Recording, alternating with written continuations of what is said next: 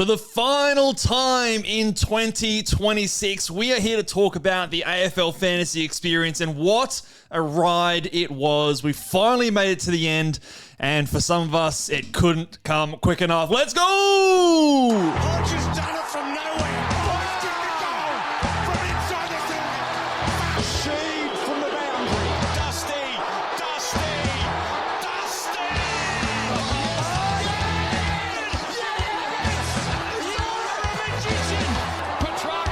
Ooh.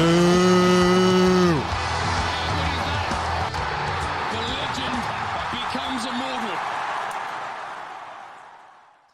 G'day and welcome again to the Ball Boys AFL Fantasy Podcast. I am your host, Mitch Casey, and joined for the last time, guys, by Luke Rogerson, coach of the Oxlongs.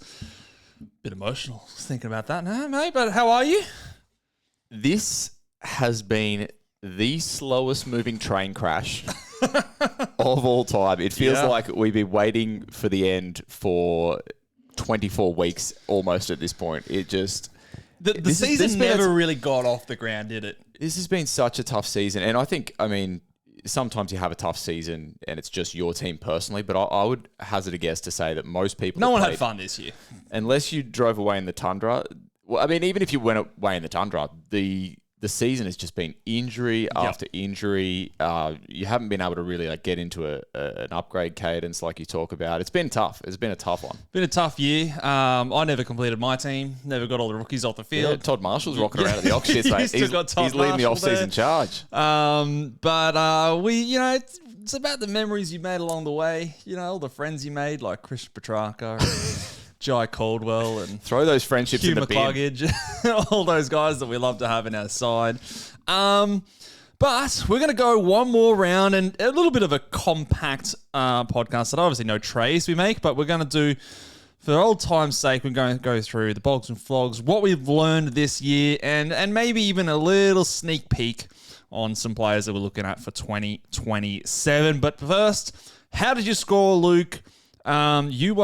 You are on the camp of you want the season to keep going, it looks like. I'm in form. I've come in about 10,000 ranks in the last 2 weeks. I scored a 24.98 this week, which was good, but not in the realms of the top teams. I think I was still sort of like 3,500 round rank, but it was starting to look up for the Oxlongs. That's with 3 rookies on field, mind you. Yeah, and Todd Marshall will be one of them. Not even good rookies. It's not good. What about yourself? A little tiny bit behind you, 24.83, which moved me up about 500 spots to 3,130, which I was just saying to you before the pod. It's about 100 spots off where I peaked in round 7, Luke, at about 3,000. I think it was like 3,007 was my highest rank, so couldn't quite claw it back there, but happy enough. Look, this is better than what I thought I was going to finish, a couple months ago. I was saying about 5,000 was going to be the sort of target, but to get closer to 3,000, I'm pretty happy with that. But I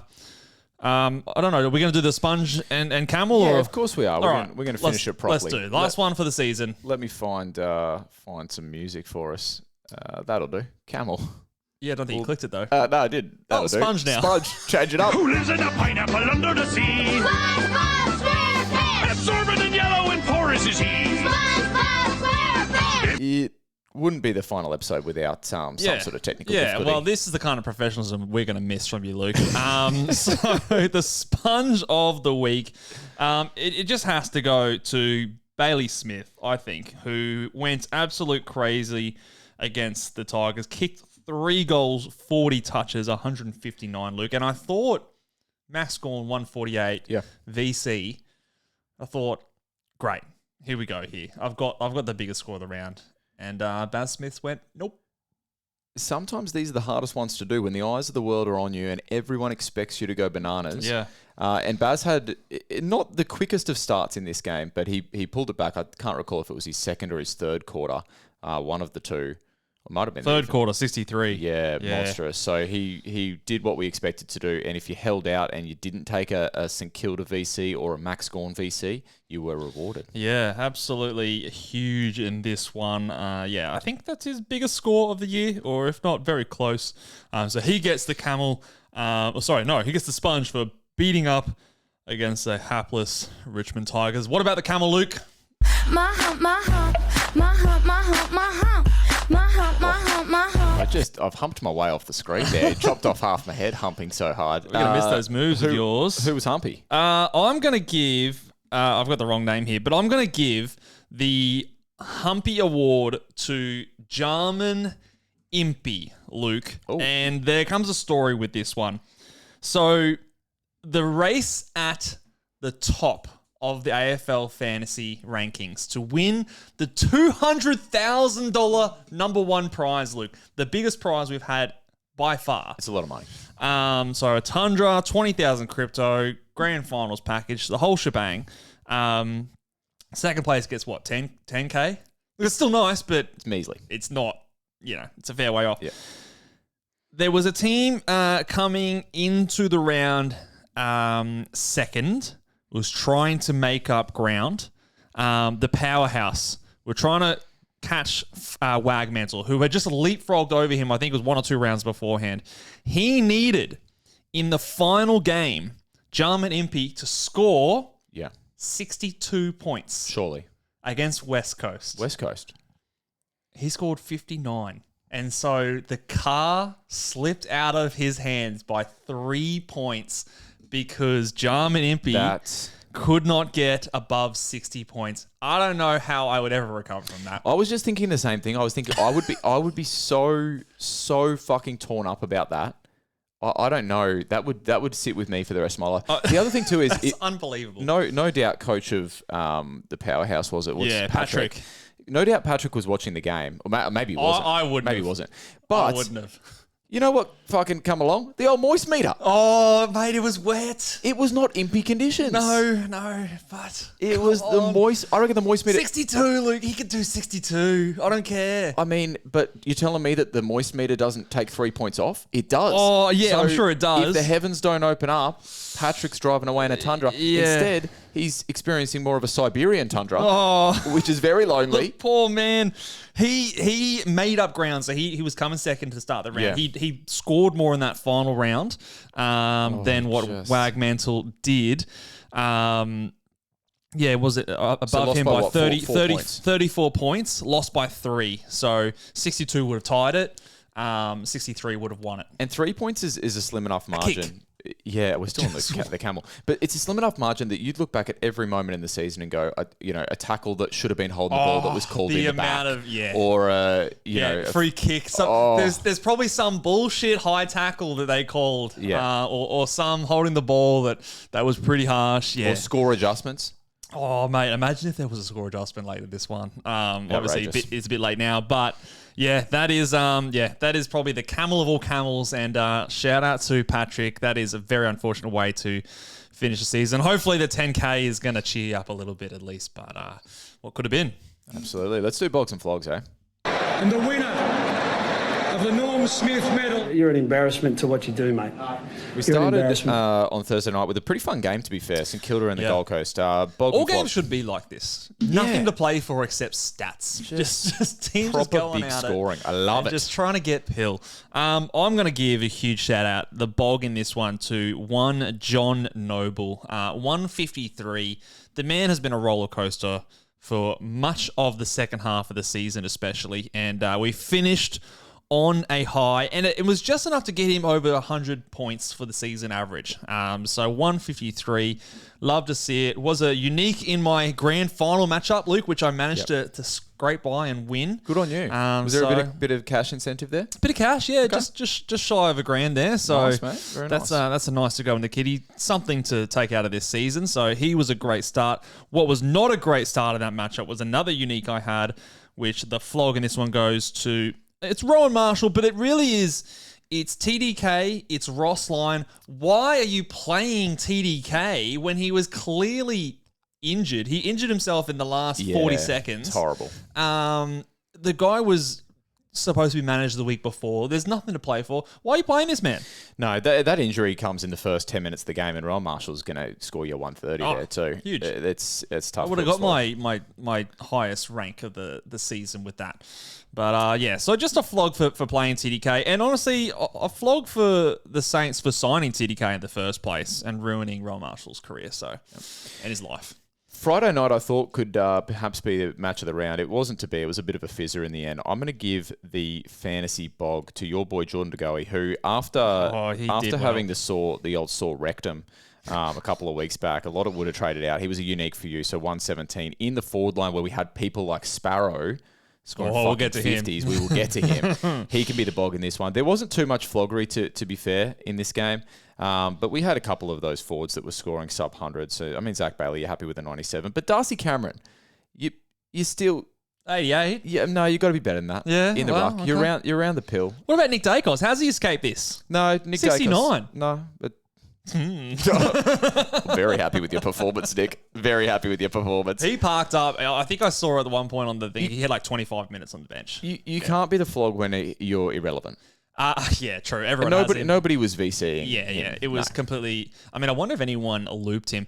I would have to think that Collingwood are regretting not resting him. I think if they had their time over, he sits that game. Yeah, maybe. I reckon. So, honestly, shout out for him for getting out there. 69 points is better than 0 because that's what I would have had if he didn't play. The next game, Carlton versus Freo. In a similar fashion for both these teams, no one really stands up above everyone else, but I'm going to give the bog in this one to Jagger Smith. Just, what a guy. 104. I think that's like his third ton of the season. 31 touches, played every game this year. And look, I think if you have him, it was a good way to finish the season. Yep. Whether or not you should have kept him, I don't know, we can argue that. But he definitely finished off really strong and he didn't really disappoint. So he gets the bog in this one. The flog, it's hard to pick one where there just wasn't too much happening in this one in terms of fantasy relevant players. George Hewitt, some people talked about, he had 86. Caleb Sarong, 79. He probably is deserving of this one. 79 just sort of stamps his mediocre fantasy season. Doesn't it what? So, yeah, those are, basically just Freo in general for capping everyone's ceiling. Pretty much get it. Melbourne and the Doggies didn't come down to the last kick or anything, but was an exciting game of footy with Melbourne trying to get back in that last quarter. Maxi Gawn did his thing, so I'm happy to give him the bog in this one. But Marcus Bontempelli could have been a little more unique this week, given that he was out last week and might have been traded. Also a 120. But it's not about the bogs in this game. It's about the flogs. Because you coming into 3 of the easiest matchups you'll ever have in your life, I'm looking at you, Bowie, and Tom Sparrow. Bowie... 0 marks, Luke. The Bower Bird. The Bower Bird and the Sparrow. Believe it. It's bird themed and it gave me the fucking bird flu. Because that was should have done that gear earlier in the season. No one's listening to this. Yeah, no one cares now. Very happy with that one. It was fucking bullshit because the other thing too is I was restricted to trading in forwards because I'd already used my TPP Brad Hill. He was already sitting in my forward line. Of course, everyone fucking knows that if I had the opportunity to trade in like a Jace Burgoyne with DPP, of course I'm fucking doing that. If I could trade in Merritt, a midfielder, of course I'm fucking doing that. I settle for fucking Sparrow. Fucking Sparrow fart. Yeah. It was a fart in the wind. It was terrible. Shit. So floggery from you and fucking Bowie. Yeah, well, Bowie and he and Sparrow both shit the bed in the last 2 rounds. I actually have no idea how in a game versus the Bulldogs, where if you look at the scores from Carlton the week before, Mark's fucking everywhere. George Hewitt went nuts. Like all these guys went absolutely. Your boy. Florent just dominated. Here comes Bowie, who prior to this last 2 weeks has only gone under 80 once, and then bang, 75, 72, the 2 weeks I have him. So this just shows never pick a redhead. Just don't consider it. So he has probably been one of my worst trades actually of the season, funnily enough. I want to move to the Geelong-Richmond game.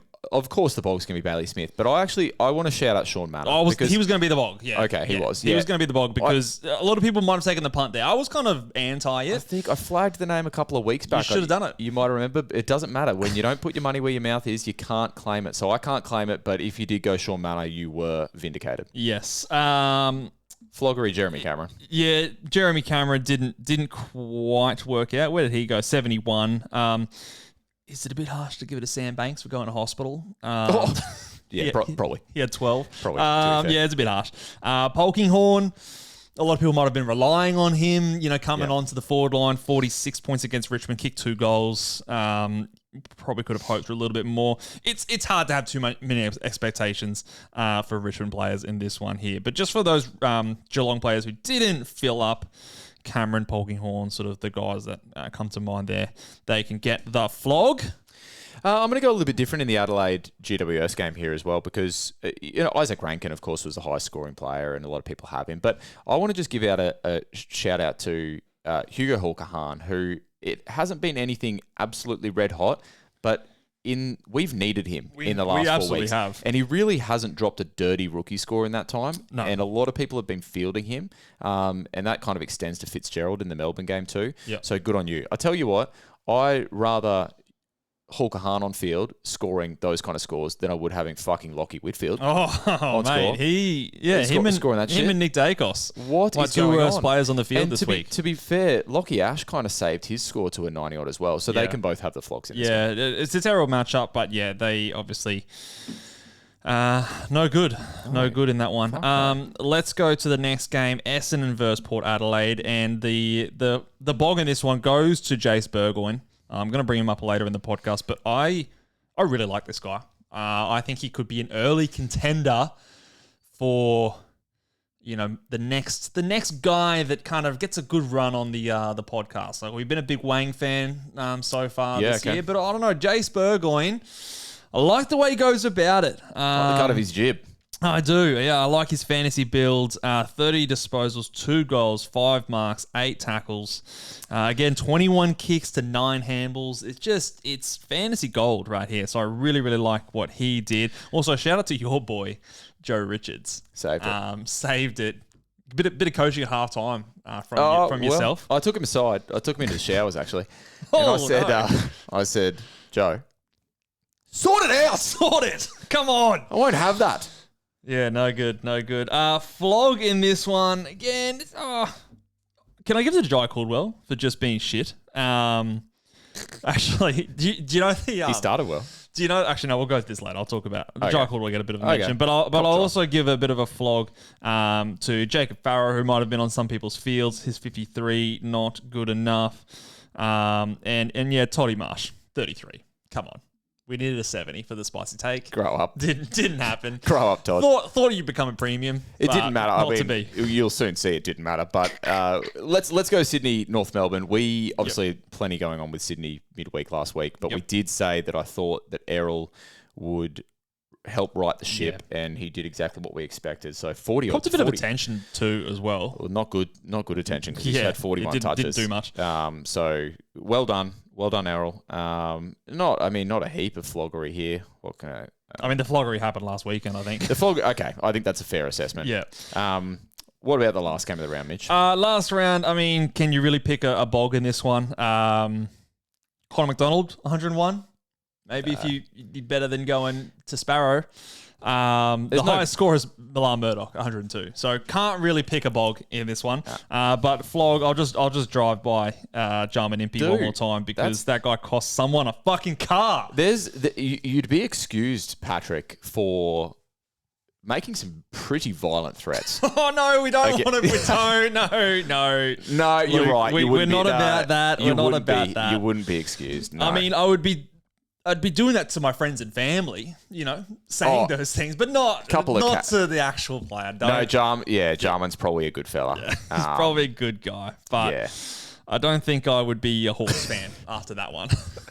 That's rough. Sorry, all right, Patrick. let's move on to Spicy take update. Okay, don't be moving on too fast, young fella. Should have deleted this on the run sheet.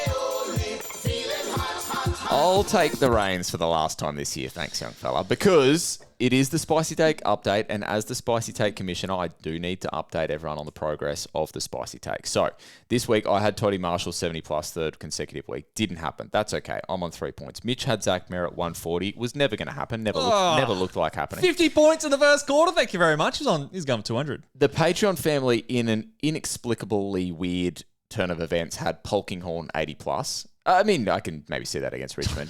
Nowhere near it. Nowhere near it. So the final score. So I was the closest. The Spicy Take Challenge. But you don't get points for being close. Has perhaps been the most riveting portion of the season. Is that I won. Now, What are you in? Well, this is the issue that I've just come across, is I didn't declare a prize. So, Hey, Luke, thanks. for the most anticlimactic segment of the season, Yeah. it's only fitting that there's an anti-climax at the end. Yes. Yeah. well done. I'll climax later. So, Nice pat on the back. thank you for that pat on the back. It's much appreciated. Speaking of awards, Yes. Can I go away from the Spice Take? yeah, you can go for. Okay. Do I need to go? There was a bet. There was a bet. Oh, there was a bet. Yeah. There was a bet made. I owe you a carton, don't I? Brad Hill versus Isaac Rankin. Did you determine when we made that bet? It's either 1 week or another, so I'm going to give you two. I think I might have got you in both scenarios. No. So from the scenario in your favor in round 18, Brad Hill I get for the the last 150? the 130. I want the 150 too. You don't get the 150. Well, that's when I called it. Okay. No, because I was coming up. When did the run start for Rankin? That's when I was picking it. Isaac Rankin from. It was the West Coast game. Bit of dead air. Okay, no, round 17. Okay, all right, we'll count the 150. Okay, because you reckon you're still going to get it. Oh, yes! Count the 150, baby! Let's go. You really should have Well, checked we really this. need to figure out the round because that actually is the difference. From round 17, 123.4, 8 games for Brad Hill. The last 8 games for Isaac Rankin, 122. If I go the next round, it's a 126 for Rankin versus a 118 for Brad Hill. Run back. I'm going to go back and listen to the tape because this is a Carlton that you owe me. Well, I already owe you one. Yes, and I owe me two. So this could be two, or could it could still be one. Bottom line, we have had some mega back half of the year performances, Yeah, Luke. big time. There's been some big changes in roles, some players who have dominated. Are there some of these guys, and we start to look ahead Yes. to 2027, are these some of these guys that we think put themselves in position to be like automatic picks for next year? So someone like an Isaac Rankin, he's put his average all the way up to 98. But is that a guy that is he just a lock if we think he's just that midfielder? Do we know if he's going to be only midfield eligible? I think the whispers are that he's going to be mid only. Yeah. He might have played Might not change forward. a little bit of the... But he has been just so good, and you think he's stamped his place in that particular There's role no way as well. he's going back. No, I mean, I He's like 26. that. I like that not- idea. Can he be, 105, 110? Yes, easily. There's upside. The thing I was thinking about when you first started talking there was there's guys that have changed role due to the injury carnage that we've had. So I think about a guy like Brad Hill. His beefy scoring has coincided with... He's overs. Like, I don't think He's we're gonna overs. see that again. But like even a guy like Jace Burgoyne, who I know you're going to talk about in a second, why is he in that role? Injuries predominantly. But...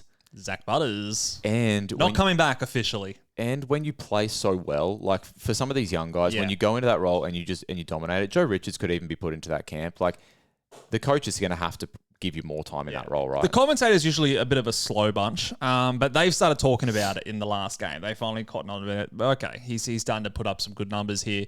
So I'm very much... he was a name on my list. He got his average up to, I think, a 90. But should still be defender. So, 90.4. I think he's a prime candidate to be a pick for next season. What about some players like a Max Hall? Yeah. Or, What's Max Hall's average? So he's got his up to a 94 average. Yeah, okay. Has he done enough to sort of be that guy where he's just a midfielder through and through?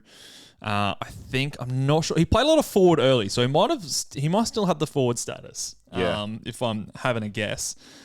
Once they start to really get that average up, like when you're talking about paying mid-90s for a guy, you need that guy to be, 105, 110. Yeah.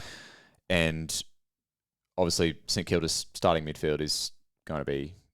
We got Wang. Where do we go there? He's probably next, honestly. They've got a good bunch of young guys there. So obviously he's there. Garcia. I think Garcia, Darcy Wilson. I think was playing some time in there. Then you can add. I think they want Philippou to be that guy. Nah, whether that can it? He's done. Yeah. He's done, mate. The Poussis. Yeah. So I mean, preseason watch, no doubt. Yeah, I think there's a few young players that are coming up that I think are really good. But let's talk about. We'll talk about some injured guys later. let's talk about what we have learnt Oh my god. in 2026. Luke, I want to start with the injuries. It's been the thing of the season, right? Yeah.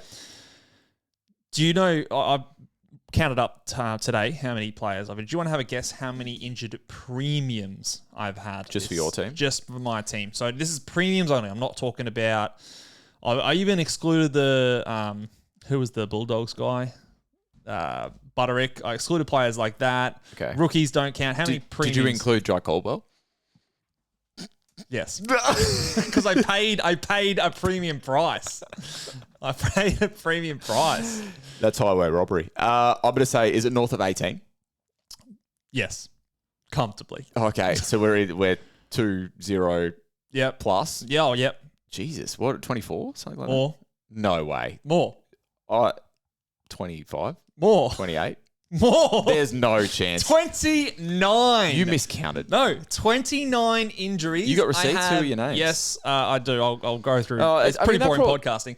I've had 22 forced trades 7 times, including, I mean, I am including suspensions in the last game. We got whacked with 4 in one day. Yeah. So 22 forced trades, 29 injuries. So 7 instances where I've had to hold or chosen to hold. So, for example, like I held Wang for a little while. That's so massive. that is like by far the most injury riddled season I've ever had, and I'm sure I'm not alone. Like there are other teams out there that have like maybe copped it worse, or thereabouts. The knee-jerk reaction is to go, that is just so unlucky. You know what I mean? Like, we're not going to get that again. But I am concerned that there is a trend happening in the AFL that I've seen before in the NBA, where the league wants the teams and the game to be faster. They want more scoring. They want less breaks, less stoppages. They're also doing this weird thing where they're shortening preseasons and limiting teams' access to players. I am concerned that this is not an isolated thing to this year, and that the faster you want the game to play, and it's especially the type of players that do get injured, the best players who play a lot of game time, and the guys who play at a fast pace that have a lot of high speed minutes. So you think about like how many halfbacks got injured this season. Players like Wang twice. Yeah. You've got Connor Rosie there. You've got just the who's who Bailey Dale. Yeah, you've got like Max Holmes, all these sort of guys. Like Errol early in the season was that sort of a type. His was a shoulder, more of a structural kind of thing. Yeah. But I'm just saying, it's like there's point stands. I don't think it's just a coincidence that the rules changed in terms of directly trying to speed up the game, and we've had a season like this where there's just injuries to these premium players, more than we've ever seen. There might be an element of luck, so maybe it's not 29 injuries next year, maybe it's like 19, but that is still a massive uptick from most seasons, I would say. What are your thoughts on that? Like, do you think how much of this is just like a freak year that we, and then if you do think it's something to, maybe think's going to happen again, like what can we do about it? Yeah, well, my first wondering is kind of how would the AFL look at it? Would they look at it and kind of write it off as an outlier? It's probably in their best interest to do that. And probably, they're also fucking idiots. So. If they were to do that, it would kind of then, if the clubs see it differently, it would be then on the clubs to work out how they're going to pivot. So I'd be interested to see next year whether, I don't think we see a pivot from the AFL, but I think we'd see potentially pivot from the way the clubs manage their players if they've racked up injuries this year, which a lot have. But then I think this is obviously not the Luke and Mitch talk about AFL generally podcast, but I think that there's a heap of things that they can obviously look at doing. One being reduced amount of games in the season, then you can look at reduced time in games as well. And, that's not really the point of us commenting on it now, but I think that there's things that can be done. And then by doing those kind of things, you place more value on every minute of game time, which I think is in some senses what we want is for games to be valuable and to be high stakes. I mean, like if I was the AFL commissioner, the CEO, I would, and it's the same kind of thing with the NBA. Like I've said this for a lot of times. I mean, I don't think you have to change a massive amount. I think maybe to go from like 24 down to 20 to 22. I don't think it's a huge cutoff. But I also think that the things that we've tried to do to speed up the game have backfired immensely. Like, I just think the more you try and make a game faster, there are downsides to that. From an AFL fantasy point of view, I think having more emphasis on maintaining a good amount of bench cover is going to be more important than ever. I also think that when it's earlier in the season, particularly, holding players through 1 to 2 week injuries. Now, this is a double-edged sword because if you hold a player through injury, you get some more injuries later. It could really hurt you. But if we're going to be spinning the wheels, per se, trying to just trade all these injuries, I think that could hurt you. So, for example, when I held Wang, it hurt my average for a little while, but he did come good and come back and help me in a good time where he was a unique player. I was able to make upgrades around that time. I think looking back on that was probably a good call. It was kind of a turning point. I think that's when you started to head up the ranks. So yeah. Now I went down the ranks at the time when he got injured, and I held him. So it's hard to say what would have been otherwise. But I think it's just something I want to put a flag on. A lot of people just go, yep, that sucked. That was a terrible year. I got unlucky with all these injuries. I don't know if it's going to... Maybe it is that, but I just am concerned because I've seen it so much happening in the NBA, and I can see the parallels with the league just trying to push offense, pace. You just see the premium players, the star players who have a lot of the burden of doing a lot of those high-speed meters. They're the ones that pay the price. They're the ones that just get worked a lot. And maybe there's more restings throughout the season. So maybe every time a team comes up against a Richmond, it's a chance for a rest. I'm surprised we didn't see that more. But some clubs started to do it, like Brodie Grundy got rested a couple times at different points. I think that could be something that potentially we see more of in the future. And I reckon, again, some of these clubs have a do-over this time next year if they're in the same position in round 24. I think we see a lot more players get rested. Okay, put a little bow on the season. AFL Fantasy wrapped. Just in a sense here, but I actually want to know... Have you done your fantasy wraps? I haven't done my wrap, but before you do, I actually just want to ask, how'd the big boys go this week? Because mate, I was looking at the scores. Top four were like 130 plus. I nearly nailed it. So I had Baz 159, 148 from Max Gorn. I was a bit annoyed that Rankin didn't do better, so that I nailed the order. Okay, because otherwise he had a 129, so he was the lowest of the five. Then Hill? Hill was 133 and Errol was a 135, so slightly better than Hill. He was at 4. So if Rankin just did like a little 140, I would have nailed the order too. But anyway. Okay, so AFL Fantasy wrapped. You should get on this, Luke. We'll do this after the podcast with you. But going through some of the things, and some of them gave me a good chuckle. First of all, you scroll down to this section, it says Season Survivors. For people who haven't seen this, how do we access it? AFLFantasyWrap.com, and you can basically get a link from the desktop, or there's like a share thing you can do on the app, and you can put your thing in there, and it basically summarizes your seasons with a few different things. Really cool thing. I think the traders guys normally share it on Twitter. It's on Twitter if you want to go over to the AFL Fantasy page, or Warnie sends a few things out. My season survivor, Luke, my sole season survivor, Harry Sheasel. Yeah, far out. And he stayed in my side.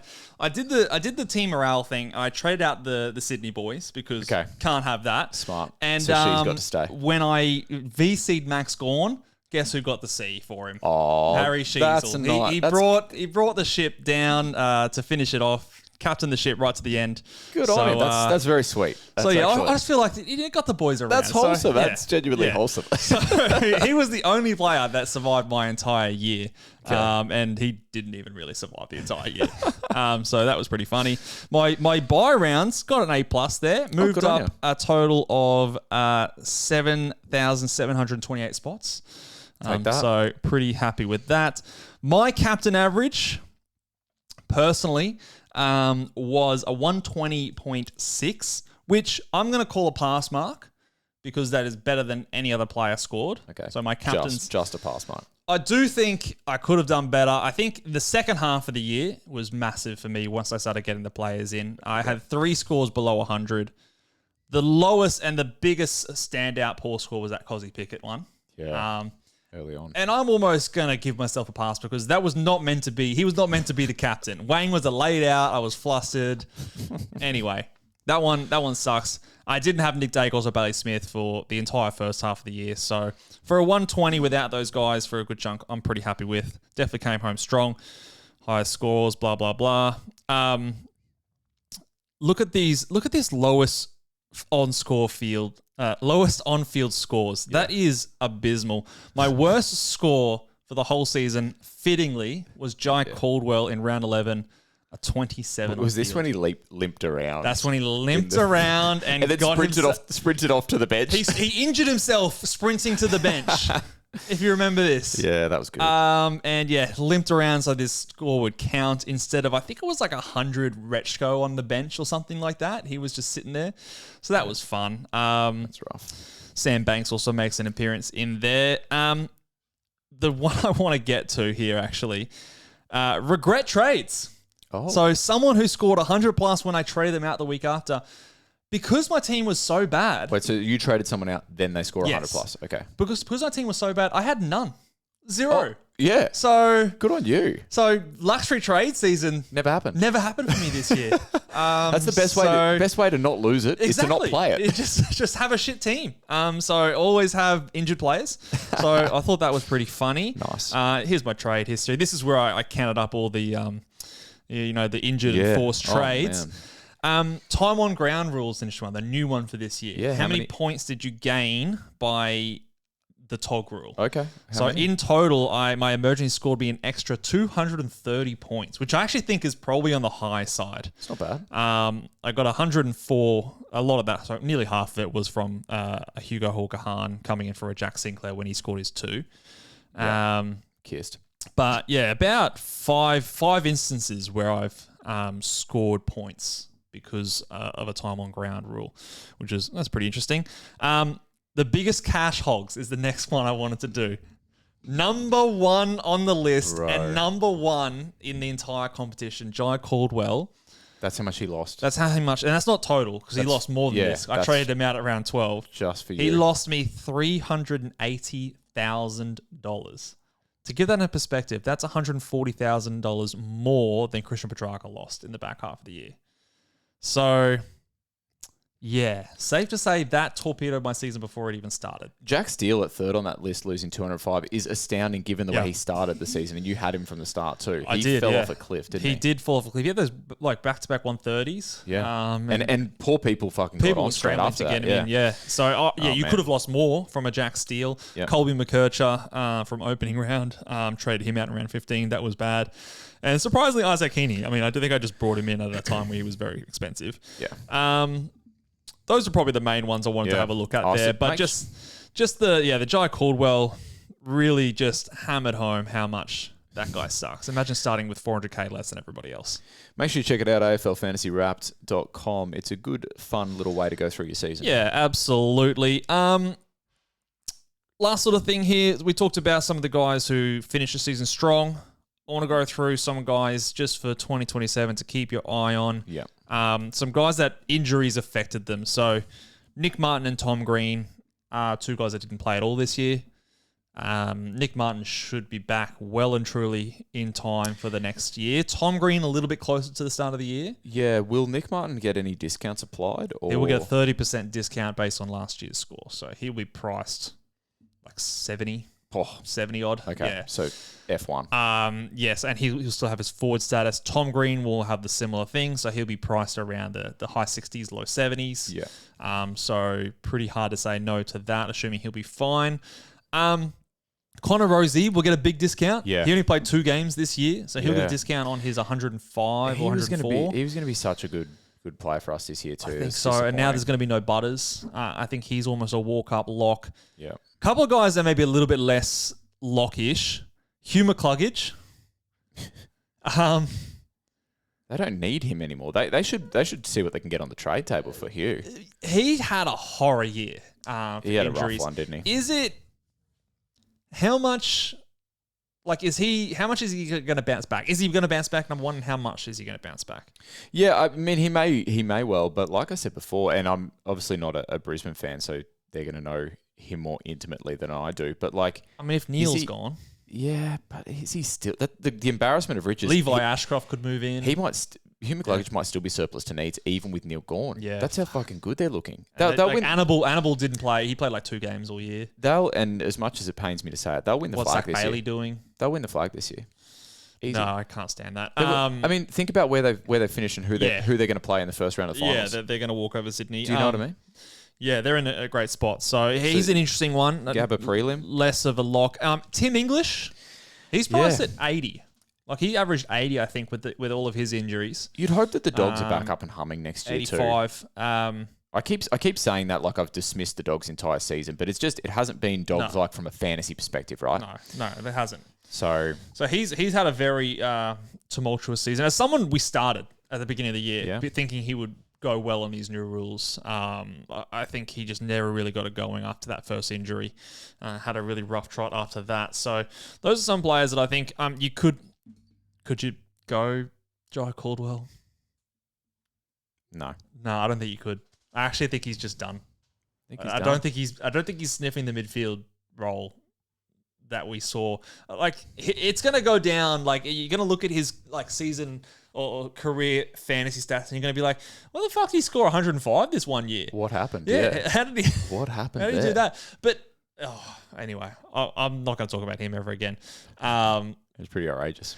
So yeah, I'm sure there's more out there, but those are the guys that leapt to the front of my mind. There's some other guys there like Sam Darcy from the Bulldogs as well. He's going to get a big discount, and a few other players. But if Rowan Marshall is at a different club, well then potentially, absolutely potentially, we'll have to wait and see. But there you go.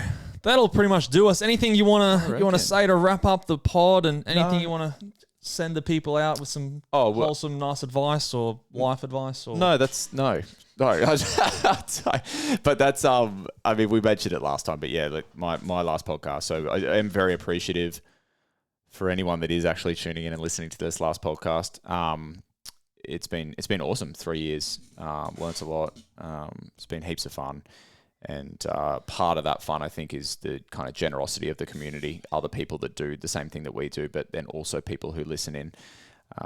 So thank you to all those people. Thank you to you. I sort of thanked you on the Friday podcast, but this wouldn't have all happened without your initiative too. So big thank yous to everyone.